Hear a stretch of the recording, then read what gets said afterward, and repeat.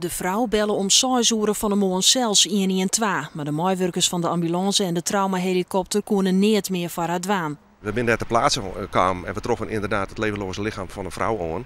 Nou ja, op dat moment hebben we direct een plaatsdelictmanagement taakpost. En we hebben op dit moment een rechercheursteam van ongeveer 24 tactische en technische rechercheurs hebben op dit moment in het spier om deze zaak te onderzoeken.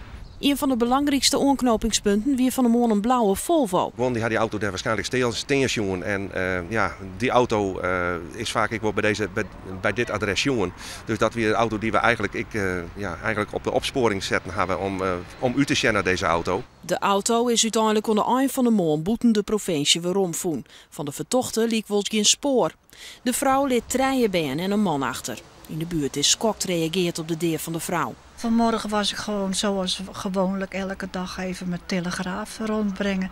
En toen hoorde ik 2 traumahelikopters. Ik denk, ik keek naar boven. Ik denk, dat is vreemd. U had meteen door dat er iets goed mis was? Ja, absoluut. Veel politiewagens en zo. En ik dacht, wat is er gebeurd? Een inbraak, dacht ik eerst. Maar dat het zo erg was, had ik niet gedacht. Het gebeurt hier nooit dat. Het is hier een rustige buurt. Nee, we wonen hier prachtig mooi. Je bent wel schrokken dus? Ja, wat dat betreft ja.